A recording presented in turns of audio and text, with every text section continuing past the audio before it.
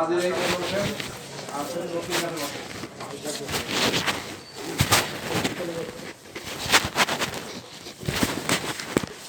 আব্দুল সলিমুল্লাহ, মোজাম্মেল হক মোল্লা।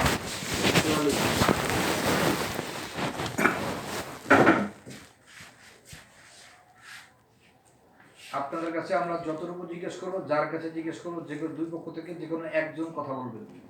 আপনার দিক থেকে একজন, আপনার দিক থেকে একজন, কি কথা বলবেন? বাদীর পক্ষ থেকে রেজাউল করিম এবং গম থেকে কি কথা বলবেন? আপনি। ওকে, ফাইন। তাহলে বাকিরা কোনো কথা হবে না, আর যতটুকু জিজ্ঞেস করবো ওইটুকু বলবেন। আপনাদের এখান থেকে কি কথা বলবেন? আব্দুল সলিমুল্লাহ। আমি বলবো। ঠিক আছে, আপনার অভিযোগ বলেন। অভিযোগ আমরা যদি আমরা পাইছি আগে, আমরা আপনার কাছ থেকে শুনতে চাই। ছোট করে বলবেন, 1 মিনিটে। স্যার, যে 21/7/82 দলিল নম্বর 5783, এই দলিলটাতে হলো দুইটা মৌজা আছে, গোপালপুর জামপুর, জমির পরিমাণ হলো 84। স্যার, আর এনায়তপুর কোনো মৌজা নেই, কিন্তু এনায়তপুর মৌজা অতিরিক্ত বসা জাল জালের থেকে খারিজ করেছে। আচ্ছা স্যার, এইটুকু আমার অভিযোগ। আচ্ছা, তার মানে মূল ইস্যুটা হচ্ছে দলিল। জি, দলিল। দলিল ফ্রড ফজারি হয়েছে দলিলে। জি। 3টা, আপনি বলতেছেন যে 2টা মৌজা আছে, আর ওনাদের বক্তব্য অনুসারে 3টা মৌজা। জি। আচ্ছা, আপনারা সার্টিফিকেট কপি তুলে নিয়ে আসছেন? জি, আনছি স্যার। এই সার্টিফিকেট কপি দেন।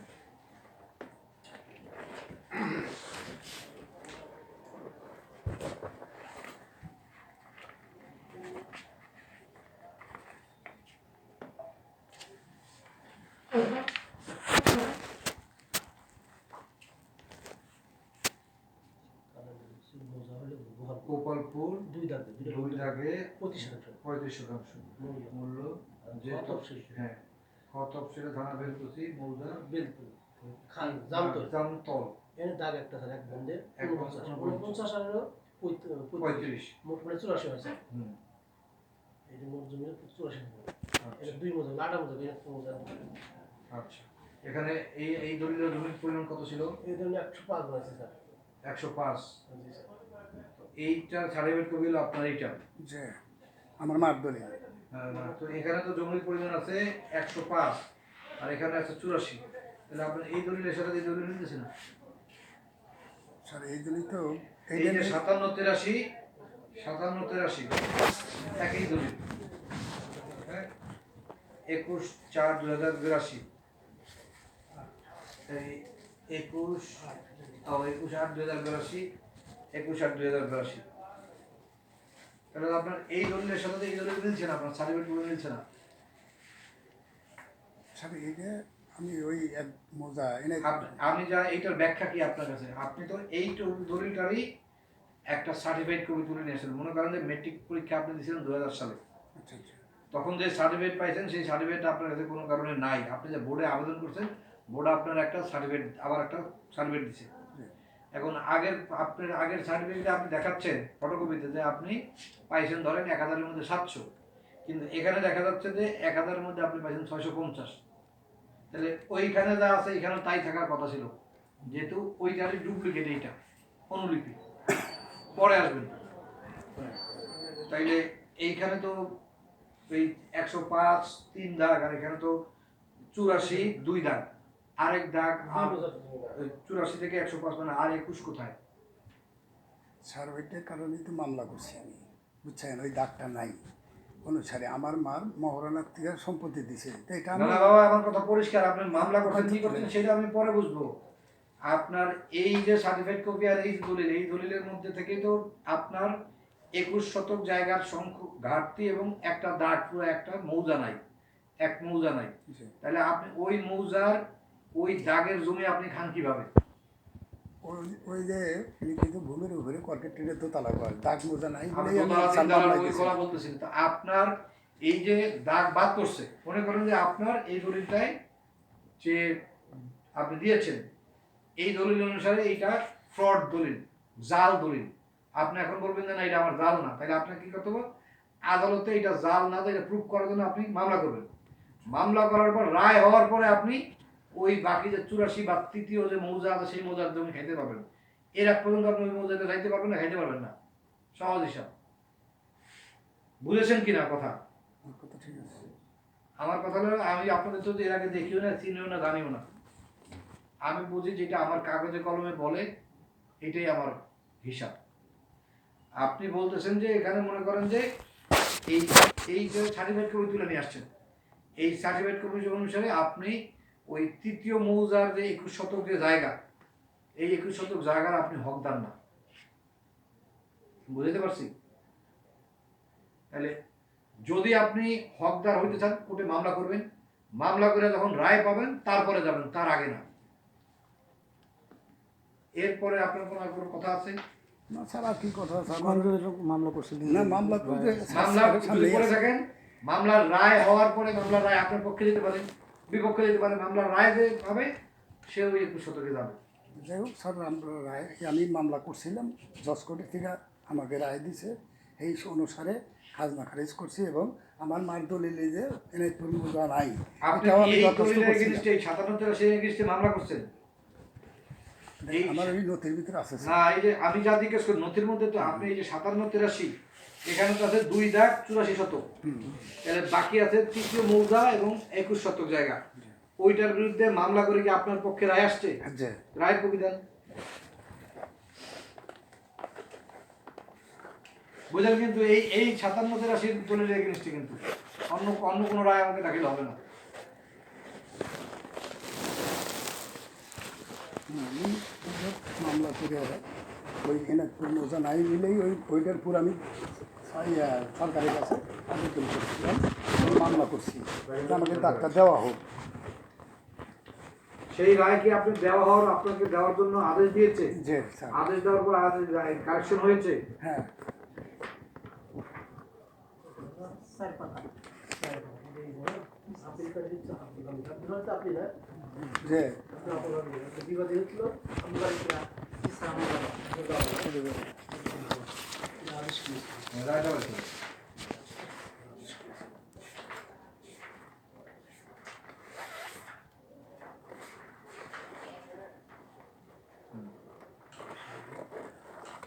আপিল মোকদ্দমায় 1/6/2000 তারিখে বিবাদী রেসপন্ডেন্ট বিরুদ্ধে তথা সূত্র অন্যান্য বিবাদী রেসপন্ডেন্ট বিরুদ্ধে একতরফা বিনা খরচায় আংশিক মঞ্জুর করা হবে। এটা দ্বারা বাটোয়ারা 1/2007 নামমতো চৌহলি থানা সরকারি আদালত সিরাজগঞ্জ প্রতি বিগত 26/মে/2028 তারিখের রায় ও বিগত 18 তারিখের ডিগ্রি সংশোধিত পরিবর্তিত আকারে উহা বহাল রাখা গেল। হ্যাঁ, বাদী পক্ষ নালিশি ভূমির মধ্যে থেকে 4.5 শতক ভূমি বাবদ সাহান প্রাপ্ত হবেন। বিজ্ঞ নিম্ন আদালতের রায় ও ডিগ্রি প্রতিদ্বন্দ্বিতাকারী বাদীগণ অনুকূলে যে সাহান ঘোষণা করেছেন তা বাতিল করা হলো। আপনি তাহলে ওই যে 21-এর মধ্যে থেকে আপনাকে দিয়েছে তো 4.45 মানে 4.5 দেয়নি। সেটা দিয়েছিল স্যার আগের রায়ে ওই নিম্ন কোর্টে, তো ওইটাকে আবার ফের আমি আপিল করে জজ কোর্টে নিছি স্যার। হ্যাঁ, এটা সেই রায় কই? তো ওই আছে তো স্যার, এই দুটো আরও আছে। এখানে হলো 4.5। হ্যাঁ, এই রায়ের এগেইনস্টে আপিল করছে, এরপরে কিন্তু আপিল মামলা না, এরপরে আপনি আপিল দেখেন।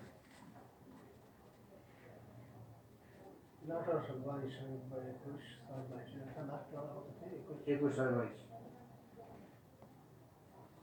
ওইটাই আপিলের কপি। এটার মধ্যে খোঁজেন, এখানে দেখেন এরপরে কত রাখছে। আপিলের একটু প্রসিডিউরাল মিস্টেক দিতে কিনা।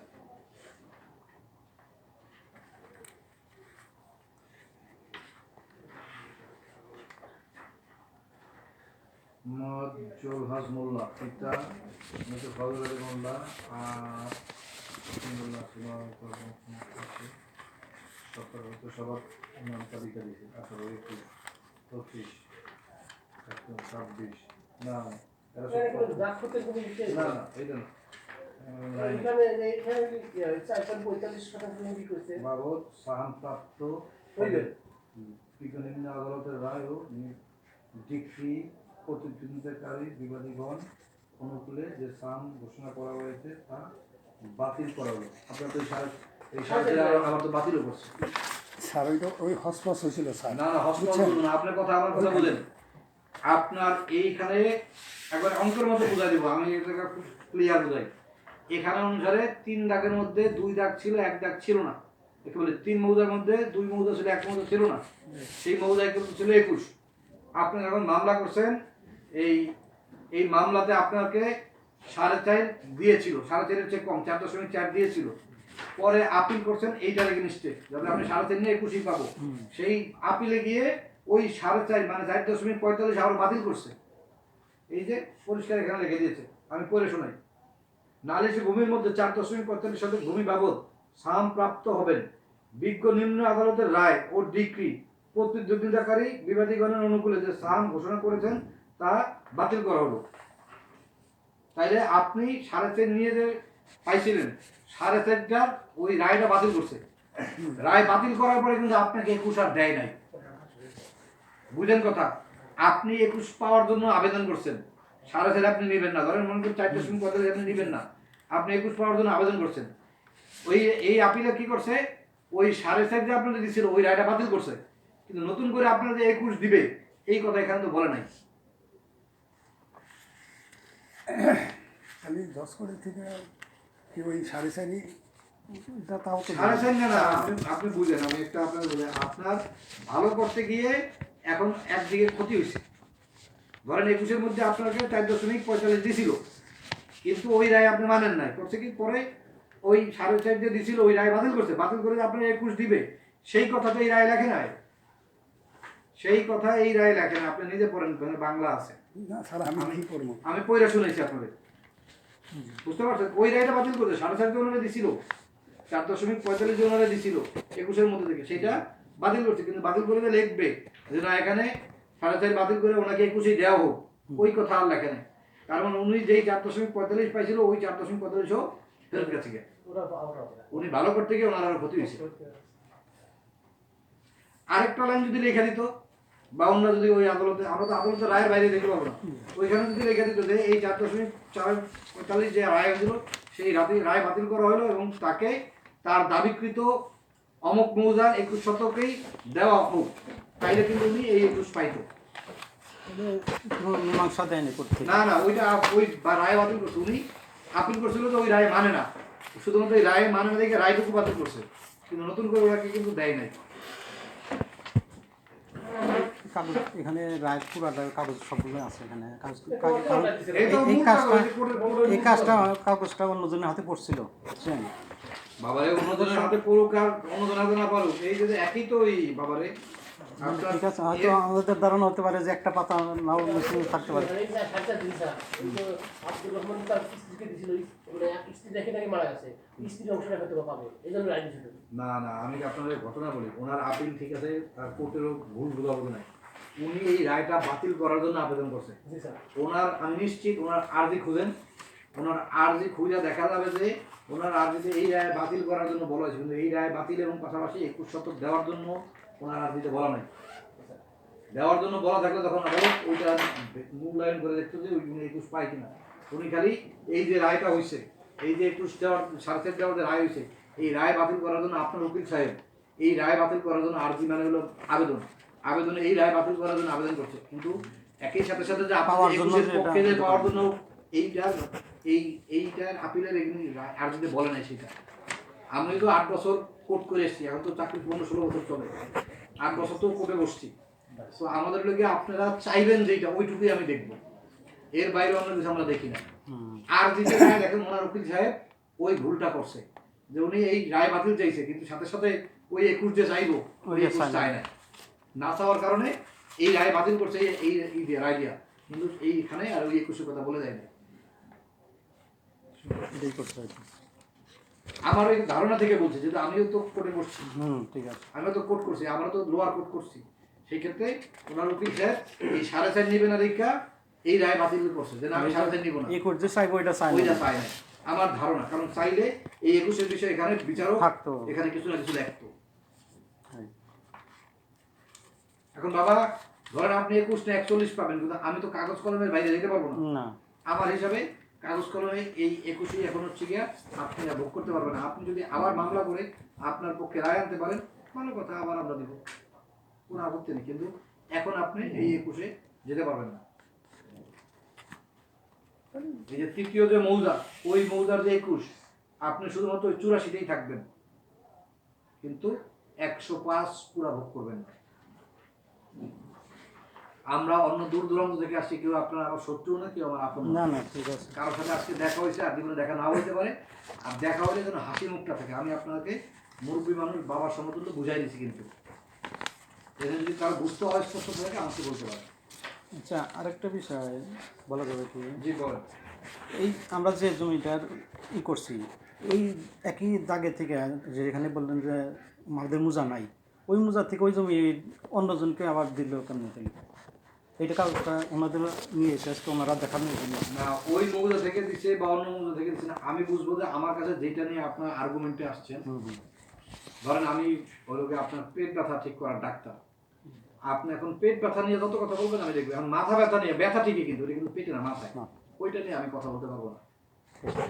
ওইটা নিয়ে যখন আবার আসবেন, মাথা ব্যথার যদি যে বিশেষজ্ঞ ডাক্তার আছে, সে আবার মাথা ব্যথাটা দেখবে।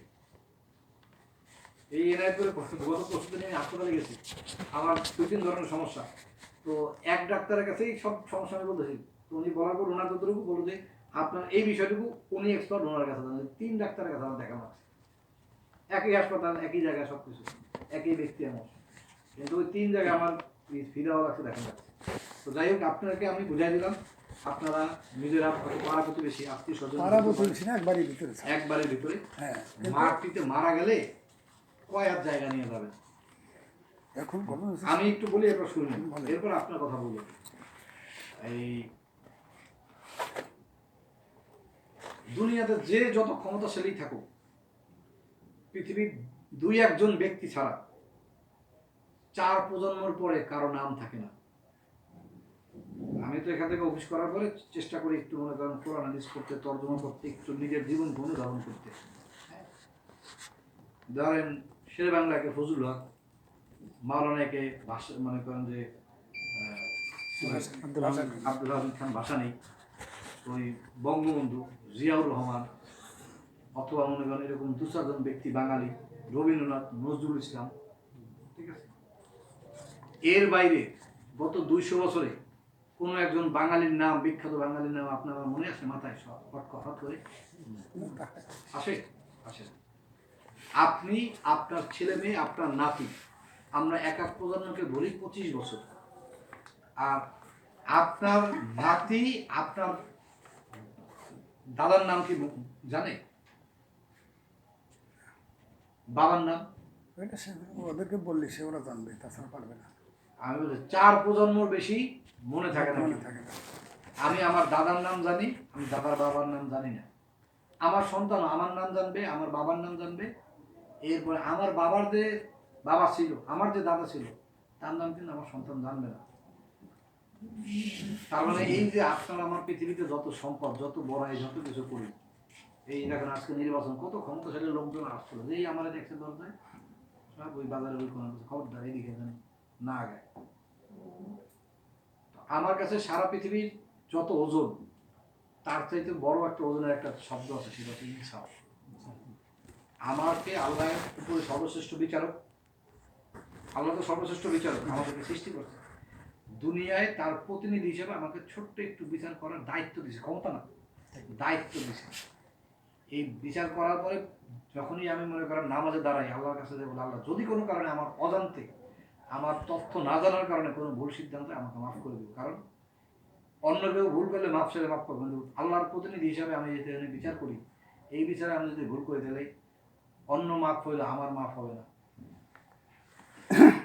দুনিয়াতে একই বাড়িতে আপনি ধরেন মনে করেন এই জায়গা জমি নিয়ে ঝামেলা, আপনাকে পাইলেন, আমার প্রতি আপনি রায় দিলাম, আপনি খুব খুশি হলেন, কালকে অসুস্থ হয়ে যখন হাসপাতালে ভর্তি হবেন, আমি কিন্তু নিয়ে ভর্তি করবো না, ওই পাড়া প্রতিবেশীতে সেই কিন্তু নিয়ে যাবে। একটু কথা বলবো। আমি এখানে অসুস্থ হইলে আমার পরিবারের লোকজন কিন্তু আগে জানবে না, আপনারাই আমার এনে ডাক্তারখানা নিয়ে যাবে, না, তা তো অবশ্যই। তাই না? তাইলে পাড়া প্রতিবেশীর সাথে নিজের সাথে মিল মহব্বত রেখে চলাই হচ্ছে গিয়া ইসলামের শিক্ষা। শুধু এটাই না, আমার নবী পাড়া প্রতিবেশী হিন্দু ছিল না, মুসলমান ছিল না এমন না, কিন্তু তাদের বাড়িতে কিন্তু দাওয়াত খেয়েছে। তার ডাকে ইসলাম গ্রহণ করে না, কিন্তু এই জন্য তার সাথে কথা বলে না এমন না, তার বাড়িতে গেছে, খাইছে, কথা বলছে। অতএব দুনিয়াটা খুব অল্প দিনের জন্য, এই জায়গা জমি নিয়েই করেন না। আপনি যদি জায়গার জন্য আপনি অবশ্যই আপনি আদালতে রায় পেতে পারেন, যখন আপনি রায় পাবেন আপনার পক্ষে এই 21-এ, তখন আপনি যাবেন। এর আগ পর্যন্ত আমি বিশ্বাস করি আজকে আপনাকে যেভাবে আমরা বুঝাই দিলাম, এরপরে আপনারা দুই পরিবার মিলমিশ করে থাকবেন, কেউ কারো অধিকার হস্তক্ষেপ করবেন না, খর্ব করবেন না, ঠিক আছে? স্যার একটু কথা জি বলবো? বলেন।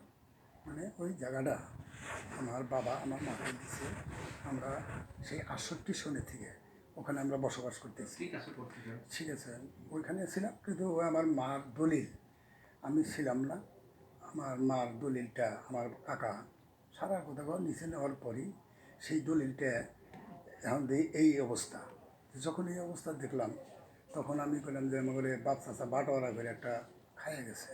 তো তখন ওই বাটোয়ারাটার ভিতরে কার কতটুক আমার বাবা মানে আমার কাকা আর আমার বাবা বাদ করছে, করার পরে আমাদেরও কিছু সিগনেচার নিচ্ছে ওর ভিতরে, যে হয়তো আমরা বাড়িটা নিলাম কি ওর ভিতরে তোমরা সাক্ষী থাকো। তো এই অবস্থায় তখন আমি কাগজ উকিল করে দেখানোর পরে তো বললো যে এখানে তো 2-3 মৌজার থাকার কথা, কিন্তু এখানে আছে 2 মৌজা। কিন্তু এই পরে ওই দলিলটার ভিতরে দেখা গেল কি স্যার, যে লিখিত ভূমির উপরে কর্কিটিনে দোতলা ঘর ও চৌচালা একখান, এই ভূমিতে সে দখলকারী নিয়ে আসে, মানে আমার মার মহারানার থেকে উনি দিছে। কিন্তু এই দাগটাই পাইলাম না স্যার। দাগটা যখন আমি না পাইলাম তখন আমি মামলা করলাম। মামলা করার পরে যে মামলাটা হইলো বাটোয়ারা, এবং পাশাপাশি আমার ওই মার দাগটা আমি ওই সব করছে। কথা শুনছি, আমি বলছি আমি 3 বছর 8 মাস চাকরি করছি টেকনাফে প্রচুর বনভূমি আছে। তো ধরেন 1943 সালে একটা দলিল পেয়েছি আমি। দলিল মানে হচ্ছে কি আপনার লিজের যে কাগজ, লিজ দিলে আবার ওটা দলিল করে নিতে হয়। 1943 সালে কোনো একজন বন বিভাগের কাছ থেকে, মানে ব্রিটিশ আমলে, কিন্তু পাকিস্তান আমলে না, ব্রিটিশ আমলে, সেই ব্রিটিশদের ইংরেজিতে লেখা দলিল, বাংলায় না কিন্তু, যে চুক্তি ওনাদেরকে ওই জমি মনে করেন ওখানে প্রায় 150-200 বিঘা বনায়ন করতে দিয়েছে। এরপরে ওনাদের ওই বংশ পরস্পরায় বড় হইতে ওই পরিবার 106 জনের একটা পরিবার, যৌথ পরিবার হয়েছে। ওই জায়গা ওনারা ওই 106 জন ওনাদের 3-4 পুরুষ ধরে জানে যে ওনাদের জমি। এখন বন বিভাগ যখন তাদের সকল কাগজপত্র টান দিছে, বছরের পর বছর কিন্তু বন বিভাগ ওই জায়গার খাজনা দিয়ে আসতেছে। ওনারা কিন্তু এই যে 43 সাল থেকে এই 2021-22 সাল পর্যন্ত খাজনা কোনো বছর দেয় নাই। ওনাদের কাগজ নেই, খাজনা দেবো থেকে। ওনাদের নাম তো ইজারা, ওনাদের কাছে তো ইজারা, ওনারা খালি ওই জায়গা ভোগ দখল করে আসছে। পরে এরকম 106 জন সবাই পুরো গ্রামবাসী আসছে, সবাই জানে যে না এই জমি ওনাদের ম্যাজিস্ট্রেট। আমি তখন ওখানে আমি বললাম যে ঠিক আছে, এই দেখো 1943 সালে গেল ইজারা ব্রিটিশরা দিয়ে গেছে ওনাকে, ওই জমি খালি ভোগ দখল করে খাওয়ার জন্য, মালিকানা না। এখন বন বিভাগ হচ্ছে ওই জায়গার মালিক। বন বিভাগ ওখানে আপনাদেরকে ইজারা দিতেও পারে, নাও দিতে পারে। আপনারা ইজারা দিলে আপনারা মাসে বছরে ইজারা খাইলে খাবেন, না দিলে খাবেন না। ও অন্য একজন বেশি দিলে বন বিভাগ অন্য একজনকে দিবে, ঠিক আছে? আপনারা চাইলে আইন আদালতে যাইতে পারেন, সব কিছু করতে। 21 সালে তারা সেটা নিয়ে কোর্টে গেছে। কোর্টে জাস্ট প্রথম হিয়ারিংয়ে বলছে যে অ্যাবসলিউটলি কাগজ বন বিভাগের, তোমরা আসো, তোমরা টেন্যান্ট মানে ভাড়াটিয়া হিসাবে তোমরা যদি থাকো তাহলে লিজ কেটে যদি খাও, আর নাহলে আমরা উচ্ছেদ করার জন্য উচ্ছেদ রায় দিয়ে দিছে। পরে ওনারা এখন বছর আবার ওই যে দাদারা ইজারা যে পাইছিল তার টাকা দেয় না, এখন ওরা দখলে আছে, ইজারা খাইতেছে, মালিক না। কিন্তু আপনার বাবা দাদা মা যারাই ঘর করে থাকুক, শুরুটা হয়েছে ওই যে দখলই করছে ওইখানে। ফলে আপনি যতই দখলে থাকেন, 2023 সালে ভূমি অপরাধ প্রতিকার আইন বলে একটা আইন হয়েছে। সেখানে আগে আমরা বলতাম 3 দখল, দাখিলা, দলিল। এখন দখলের ওই গুরুত্ব নাই। যেমন ধরেন আপনার বাড়ি, আপনি বিদেশে থাকেন, আমি আপনার বাড়িতে বাংলাদেশে ভাড়া থাকি। আমি 15 বছর 20 বছর না 50 বছর ধরে আপনার বাড়িতে ভাড়া আছি। বাড়ি কি আমার না আপনার? দখলটা আমার, বাড়ি কার? আপনার। তাহলে যতই আপনার দখলে থাকুক ওই লাভ নাই। আমি আইন একটার পর একটা আইন দিয়ে আপনাকে বুঝাই দিলাম। এখন যদি আপনারা নিজেরা মিউচুয়াল করে, যেটা আপনার দখলে আপনাদের ঘর বাড়ি আছে, ওনারা যদি আপনাদের কাছে বিক্রি করে, আপনারা যদি কিনেন বা যে কোনোভাবে, কিন্তু আইনত এই জমির মালিক যতক্ষণ পর্যন্ত ওনারা কোর্ট আপনার পক্ষে রায় দেবে তারা আপনারা তাহলে আমার টাইম দিতে হবে স্যার। সেইটা আপনি ওনাদের সাথে যদি মিলমিশ করে নিতে পারেন, কিন্তু আমরা রায় লেখা দিব যে আপনি ওই জায়গা ছেড়ে দিবেন এবং আমরা নাম কারেকশন করে দেবো। এখন ওনারা যদি বিক্রি করে, আপনারা যদি কিনে নেন, বা আপনাদের মধ্যে এটা আপোষ নিয়ে বসে, কিন্তু আমাদের এটা বিষয় না। কিন্তু ওই জমির মালিকানা আপনার না, এইটা এই কাগজপত্র বলে আমার রায়। তাহলে ওই জমিটা এখন ওদের কি স্যার? আপনার না সহজ হিসাব, ওই জমির দলিল আপনার, আপনার মালিকানা নাই। ওই জমি আরেকজনের হোক, এক্স ওয়াই হোক, জেড হোক, আপনি ছেড়ে দিতে হবে। আমি বুঝাতে পারছি? কারণ আপনি দুনিয়া থেকে কয় হাত জমি নিয়ে যাবেন বাবা, কত হয়ে গেছে, আর হয়তো 20 বছর 30 বছর বাঁচবে। এই দুনিয়ায় জমি রেখা, আমি যেমন আমার নিজের সন্তানকে খালি পড়াশোনা করে মানুষ করে রেখে দেবো, একটাই ছেলে আমার, আর কোনো ছেলে মেয়ে নাই, আর ওকে চলার মতো হয়তো মনে করি যদি বেঁচে থাকি, বিয়ার বয়স হয় তাহলে বিয়াটুকু করাই দেবো। কিন্তু কোনো সম্পদ জমি এই দিয়ে দেওয়া, কারণ জমি দিয়ে দেওয়া মানে সন্তানদের ঝামেলায় ফেলায় দেওয়া, ওর মামলায় ফেলায় দেওয়া, ওর যন্ত্রণায় ফেলায় দেওয়া। ও তো থাকবে, চাকরি করবে এক জায়গায়, পড়াশোনা করবে বিদেশে, এনে ভোগ করবে কেন?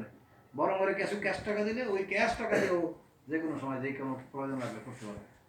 একটু কথা বলি স্যার। বলছেন আর না একটুখানি, মানে এখন ধরেন এই জায়গা নিয়ে বহুত মারামারি ধরাধরি হয়েছে। না, মারামারি ধরাধরি হওয়ার কোনো সুযোগ নেই। এখান থেকে ছেলেমেয়ে থেকে লোক গেছিল, তাদের সহ মারছিল, আমার মেয়ের মাথা বাড়াই ছিল। আমার যেগুলো মা যদি গায়ে হাত তুলে মাথা ফাটায় সেগুলো ক্রিমিনাল অফেন্স, ওগুলোর জন্য দেওয়ানি আদালতে মামলা হবে। এখন এই যে কথাটা, এখন ওনারা এখন বাড়ির যাবে জায়গাটা, এখন যদি ওদেরকে বলেন যে আমাদের, তাও আমার বাড়িতে তুলকালাম করবে এরা। আর যদি কোন যে না এই জায়গা তোমার ঘরেও না, তাও ওরা তুলকালাম করবে আমার উপরে। আমার তুলকালাম করার কোনো সুযোগ নেই। আপনি আপনার ওই জায়গাটা রিমুভ করে দিবেন, মানে ফাঁকা করে দিবেন, সহজ হিসাব। আমরা নামজারি কারেকশন করে দিব, যেহেতু এই দলিলটা আপনার আমাদের কাছে পরিষ্কার ফ্রড। কারণ আপনি তুলে নিয়ে আসছেন, এটা সার্টিফাইড কপির সাথে মূল এই যে যেটা দিয়েছেন মিলে না, কারণ এটা ফ্রড দলিল। এই দলিল দিয়ে যা হয়েছে সব ভুয়া।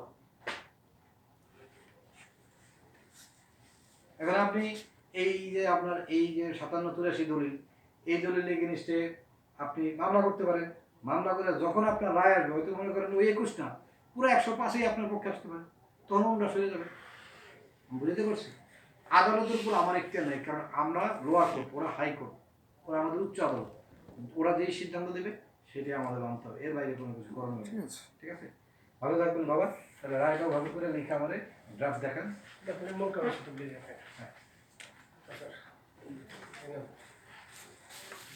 আর আপনাদেরকেও বলবো যে বাবা একই পাড়া প্রতিবেশী পাশাপাশি থাকেন, এই নিয়ে আপনার দাদা আর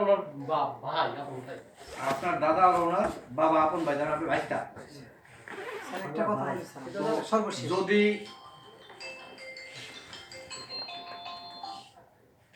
আসসালামু আলাইকুম। আসসালাম।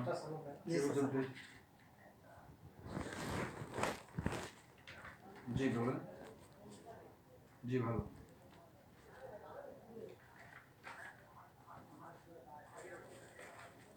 হুম।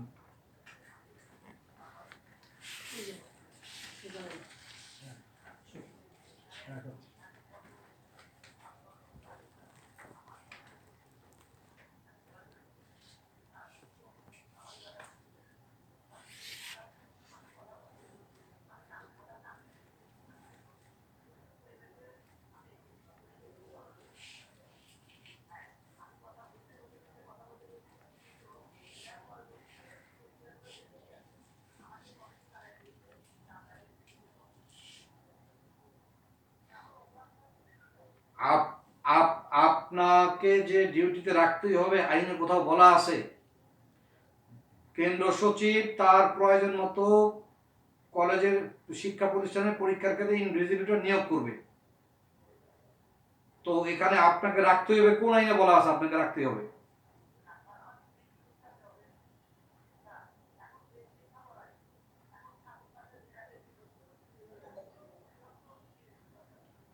আপনার ওখানে আপনার যে বক্তব্য আমাকে লিখিত আকারে দেন, আমার প্রতিনিধি হিসেবে ওখানে একজন ট্যাগ অফিসার আছে, অতএব আমি আমার ট্যাগ অফিসারের কাছ থেকে নিয়মিত তথ্য পাই। ঠিক আছে, আপনার যেই রুমে ডিউটি, আপনি ওই রুম ছেড়ে অন্য রুমে গিয়েছিলেন, তাই তো?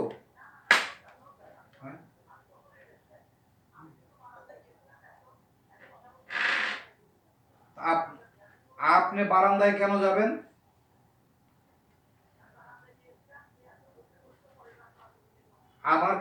আমার কাছে প্রতিনিয়তই তথ্য আসে। আপনারা শুনেন, আপনি তো কথা বলতেই জানেন না, আমি কথা বলতেছি আর আপনি আপনার দিক থেকে কথা বলতেছেন। রাখেন ফোন।